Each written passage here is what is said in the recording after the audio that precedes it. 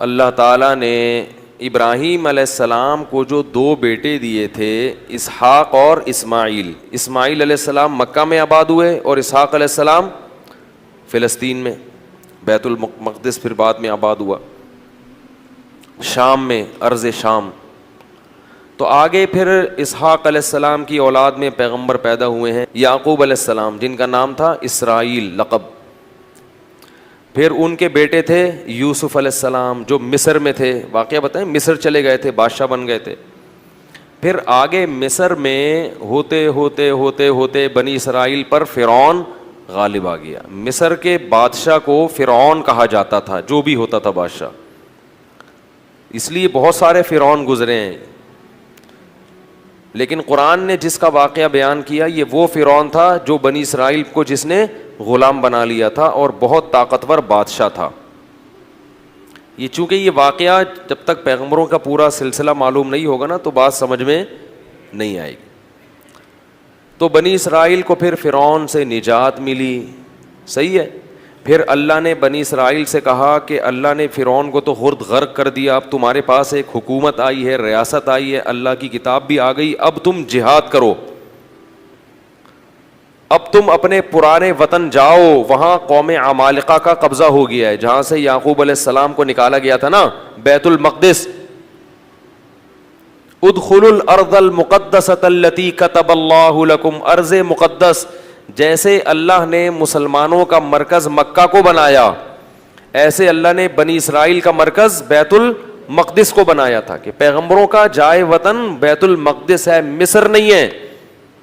یہاں تو کسی ایک وجہ سے آ گئے تھے، اب اس علاقے پہ قبضہ کرو اور بیت المقدس کو آزاد کراؤ، وہاں تمہاری خلافت قائم ہوگی، پھر وہاں سے پوری دنیا میں جہاد ہوگا، کیونکہ دین برحق اس وقت وہی تھا.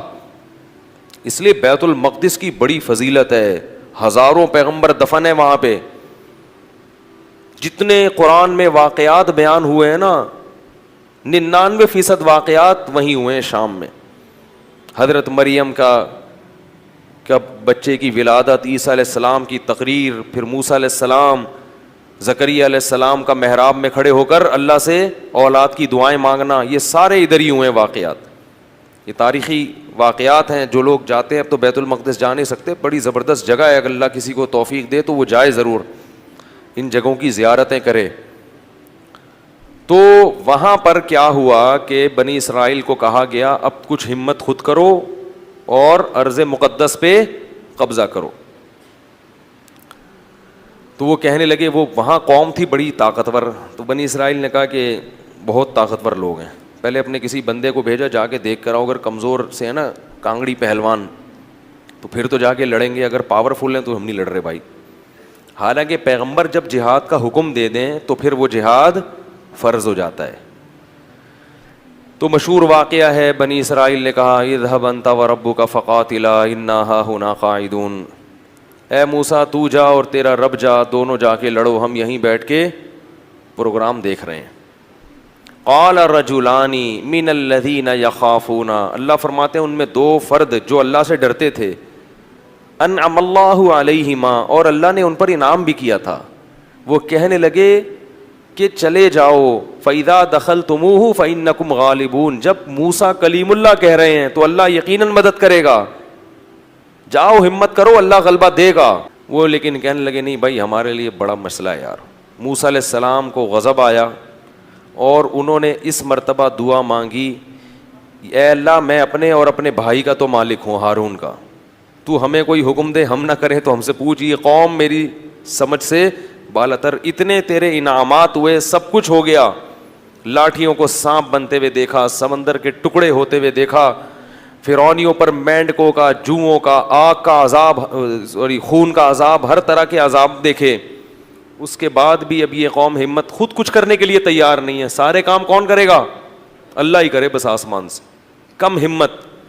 تو ففرق بینی و بین القوم الفاسقین، میرے اور اس فاسق قوم کے درمیان اب جدائی ڈال دے، میں نہیں رہ سکتا ان کے ساتھ. بہرحال کچھ عرصہ موسیٰ علیہ الصلوۃ والسلام رہے وادی تیہ میں اس قوم کے ساتھ. اللہ نے کہا کہ اب یہ 40 سال تک یہ علاقہ فتح نہیں ہوگا، 40 سال تک نہیں، یہ میدان میں گھومتے رہیں گے بس. تو وہیں موسیٰ علیہ السلام کا پھر انتقال ہو گیا اور آپ دنیا سے چلے گئے. پھر موسیٰ علیہ السلام کے بعد پھر دوسرے پیغمبر آئے اور ان پیغمبر نے بنی اسرائیل کو پھر حکم دیا. بنی اسرائیل خود کہنے لگے کہ ہمیں آپ جہاد کا حکم کیوں نہیں دیتے ہیں بھائی, ہم بھی کچھ علاقہ فتح کریں ٹھیک ہے, اور ہمیں ہمارے گھروں سے نکالا گیا اور ظلم کیا گیا. الم تر الی الملأ من بنی اسرائیل من بعد موسیٰ, اللہ فرماتے ہیں موسیٰ کے بعد بنی اسرائیل کی ایک جماعت تھی, کیا تم نے ان کو دیکھا؟ تو اس وقت کے نبی نے ان سے کہا کہ تم سے امید یہ ہے کہ جب تم پر جہاد فرض ہوگا تو تم لڑو گے نہیں, خالی پیلی کی باتیں پھینک رہے ہو. بہت سے لوگ باتوں میں بڑے فنٹر ہوتے ہیں نا, جب کام آئے تو اس لیے اللہ سے عافیت ہی مانگنی چاہیے بھائی. تو انہوں نے کہا نہیں ہم لڑیں گے. تو پھر جب ان پر جہاد فرض ہو گیا, نبی نے, اللہ نے ایک انہی میں سے کسی ایک کو کمانڈر بنایا جس کا نام تھا طالوت. طالوت کو کمانڈر بنایا تو وہ کہنے لگے کہ اب چونکہ لڑنا نہیں تھا نا, بہانے تراشنے لگے, تو کہنے لگے یہ والا کمانڈر ہمیں قبول نہیں ہے, جہاد کے لیے تو ہم تیار ہیں مگر یہ والا کمانڈر نہیں چلے گا کیونکہ یہ غریب ہے.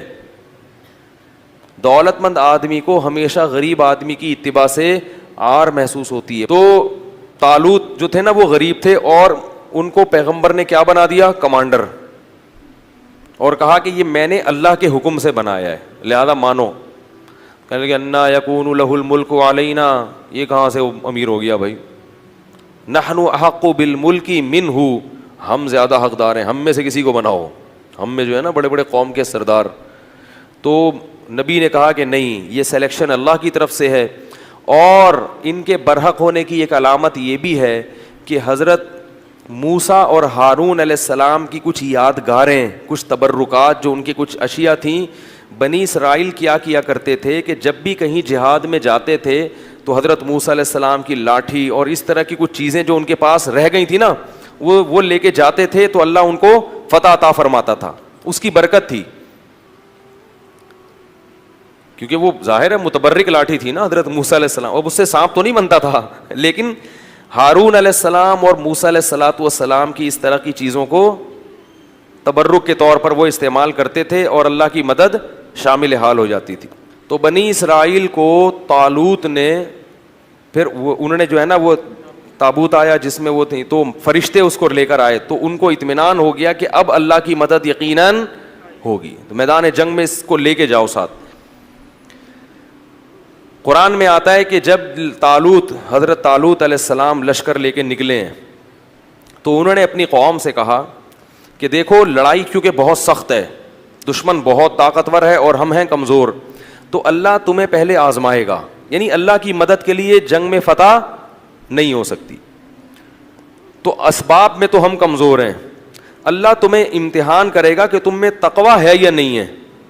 اس امتحان میں کامیاب ہو گئے تو جو کامیاب ہوں گے ان کو تو فتح ملے گی, اور جو اس امتحان میں کامیاب نہیں ہوئے وہ کیا کھائیں گے؟ شکست کھا کے بھاگ جائیں گے, وہ لڑنے کی طاقت نہیں رہے گی.